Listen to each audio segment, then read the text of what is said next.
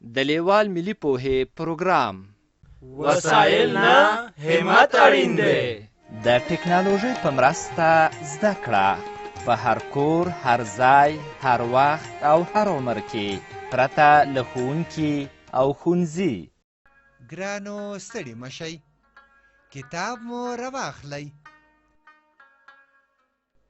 دا دی کتاب مخ دی.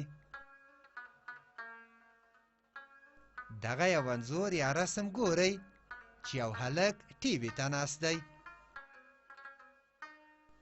د کتاب شاته ګورئ، یو چرګ او یو پیشو هم ورباندې شته. شاباس، اوس نو کتاب پرانیزئ. څه د نن لوست یا سبق دی؟ دا څه ده؟ دا دوه سره غشي چې ورسره دي، دا راښیي چې څه له کیڼ لور څخه ښی لور ته لیکل کیږي. ګورئ، د څه تر څنګ ټکی ټکی څه لیکل شوې ده. پام خو مو دی چې په سر کې په سره رنګ ټکی ایښودل شوی. دا د دې لپاره چې دا منځخالي څه داسې ډکه کړئ. شاباس، د څه پیل له همدغه ځای څخه کیږي. څه د څه شکل او د څه نوم دی وپېژانده. اوس نو د څه په غږ خبرې کوو. د څه غږ څه دی؟ څه. څه د څه غږ دی. ګوره، څه د څوکۍ د کلمې په سر کې د لیکل شوي څه غږ دی، لکه څوکۍ. ته ووایه. څه څوکۍ. شاباس، بیا ووایه. څه څوکۍ. ښه، ته اوس داسې نومونه واخله چې د څه توری په سر کې راشي. څه څراغ. څه څادر. ګورئ، دا څوکۍ وینئ؟ ګورئ، دا په رنګارنګ رنګونو ښایسته شوې او دا لاندې ځایونه یې زیړ دي. ګورئ دې بازوګانو ته یې چې سور رنګ لري. دا رنګونه ښه په یاد کړئ چې بیا به د همدې رنګونو له مخې دغه بې رنګه څوکۍ به رنګوئ. وایئ به چې دا څوکۍ ولې رسمه کړې؟ دا ځکه چې د څوکۍ په کلمه کې د څه توری راغلی دی. دا څوکۍ ده. دلته د څوکۍ په کلمه کې یو ځل د څه توری راغلی دی. دغه د څه توری په سور رنګ چې د واو د توري سره ګډ راغلی دی. ګورئ، دلته هم څوکۍ لیکل شوې ده، خو فرق یې دا دی چې دلته ټول توري منځخالي راغلي دي. راځئ چې رنګ یې کړو چې د څوکۍ لیکل مو ښه یاد شي.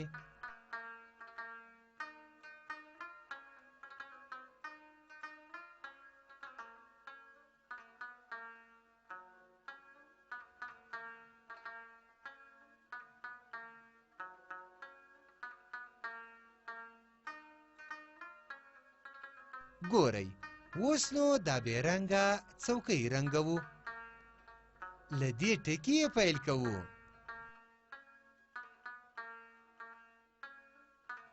ګورئ، دې بازو ته یې سور رنګ ورکوو.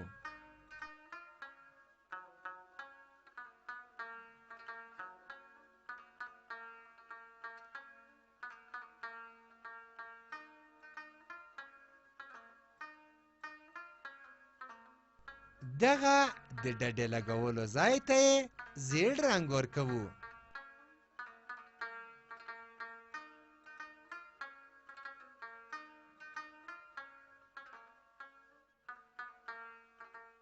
آفرین، دغسې یې رنګه کړئ.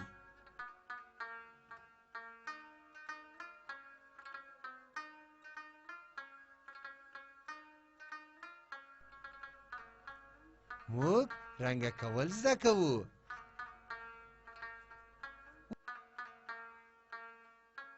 اوس راځو اولني کتار ته چې په ښی خوا کې لومړی یا اوله څې په شنه رنګ لیکل شوې او تر څنګ یې څو ځایه منځخالي د څې توری لیکل شوی ده. د څې په هر توري کې سور ټکی راغلی دی. دا د دې لپاره دی چې دا د هر یوې منځخالي څې پر سر څې ولیکو چې د څې لیکل مو زده شي.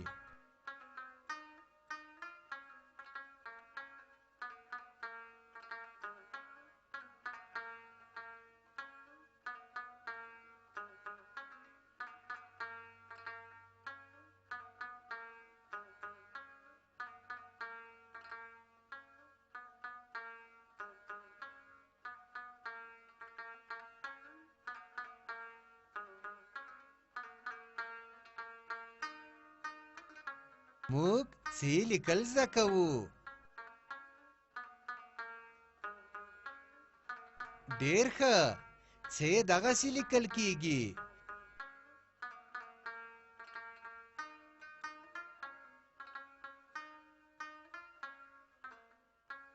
موږ څې لیکل زده کوو. ګورئ، دا د څوکۍ د لیکلو کتار دی. دلته څو ځایه منځخالي د څوکۍ کلمه لیکل شوې ده. د څوکۍ په کلمه کې څو ځایه سره ټکي راغلي دي. د څې په سر کې، د کاف په سر کې. اوس د څوکۍ د هرې کلمې پر سر لیکو.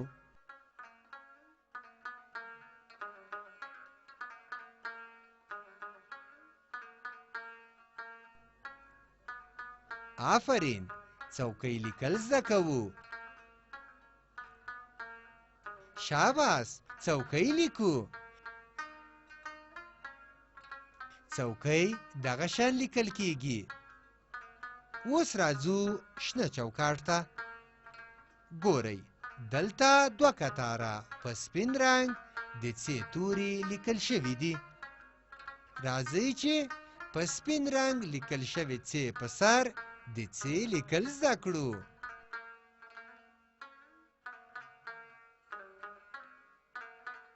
موږ څې لیکل زده کوو.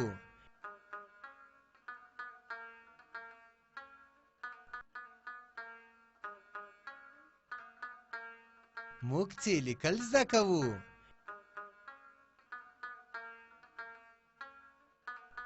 ډېر ښه، څې دغسې لیکل کیږي.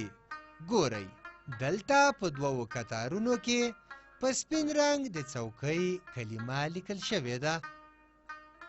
راځئ چې د څوکۍ د هرې یوې سپینې کلمې پر سر په سپین رنګ څوکۍ ولیکو.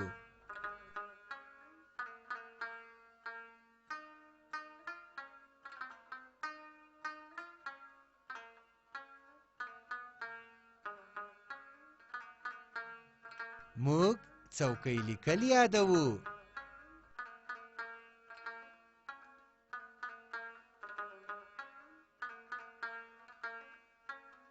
څوکۍ لیکو.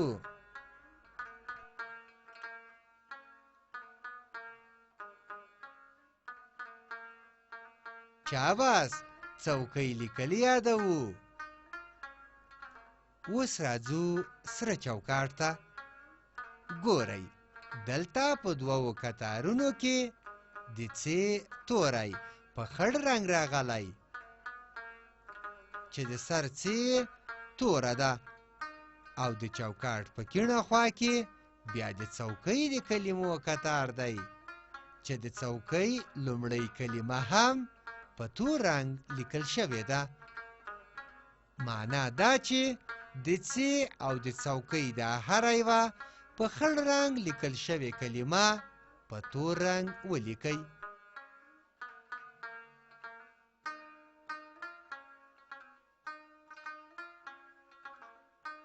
شاباس، څې لیکو.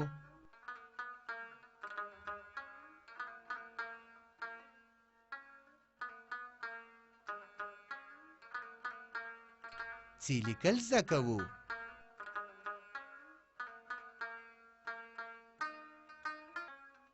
موږ څوکۍ لیکو.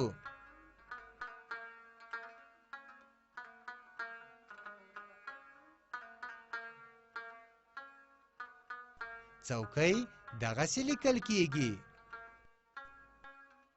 موږ څوکۍ لیکو.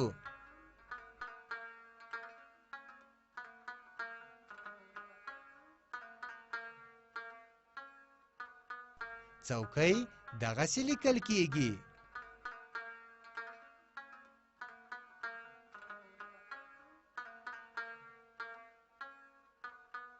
څوکۍ دغسې لیکل کیږي. ډېر ښه. سور چوکاټ چې پای ته ورسید، نو راځئ چې اوس زیړ چوکاټ ته لاړ شو. وګورئ، اوس په زیړ چوکاټ کې کار کوو. ګورئ، دلته په ښي خوا کې څو ځله د څ توری په ټکي ټکي لیکل شوی دی. راځئ چې د هرې څ په سر څ ولیکو چې لیکل یې زده کړو.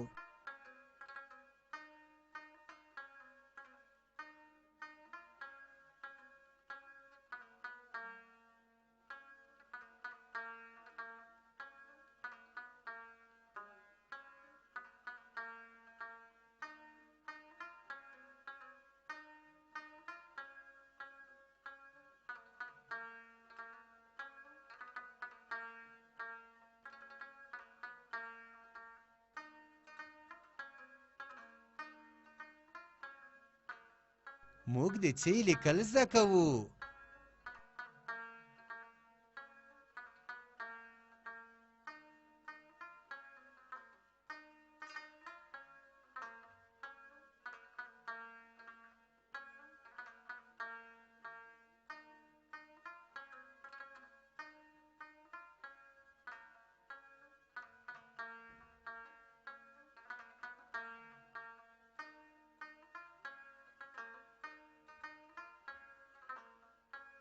څ دغسې لیکل کیږي.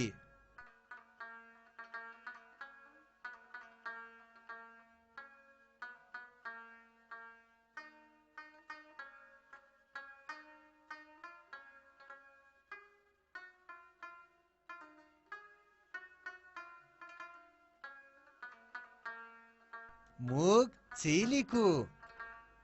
اوس د څوکۍ د کلمې پر سر لیکو چې د څوکۍ لیکل مو زده شي.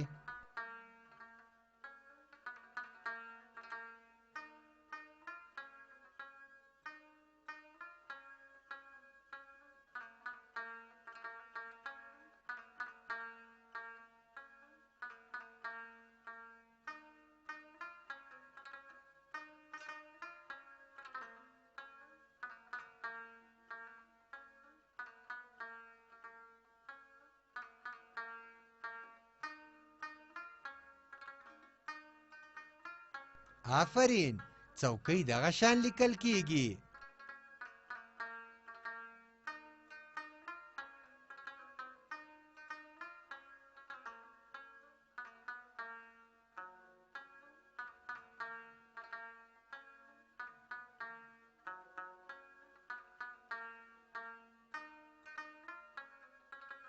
څوکۍ لیکو.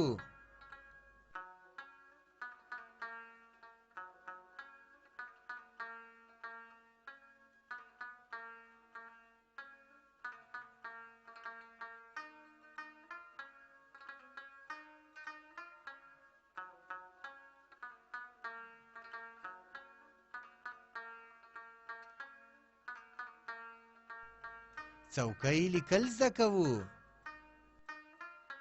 اوس راځو لاندې خړ چوکاټ ته. ګورئ، اوس نو د تمرین وخت دی. تمرین د یو کار بیا بیا کولو ته وایي. دا سره کرښه ګورئ چې په سر کې په تور رنګ څ لیکل شوې ده. اوس په دې ټوله کرښه کې څو ځله د څ توری لیکو چې د څ لیکل مو ښه یاد شي.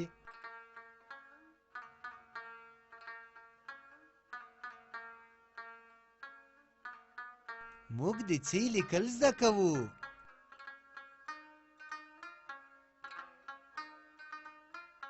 څه دغسې لیکل کیږي. موږ څه لیکو؟ دا شنه کرښه خو هم وینئ کې په تور رنګ څوکۍ لیکل شوې ده. راځئ چې اوس په دې شنه کرښه کې څو ځله د څوکۍ کلمه ولیکو چې د څوکۍ لیکل مو هم ښه زده شي.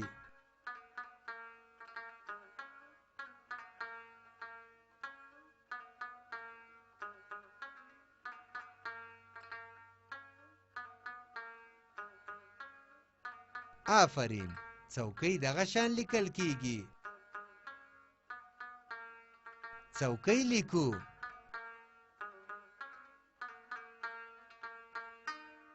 څوکۍ لیکل زده کوو. دې لوست کې مو څه زده کړل؟ د څه تورې چې نوم یې څې او داسې لیکل کیږي، او د څوکۍ کلمه چې داسې لیکل کیږي.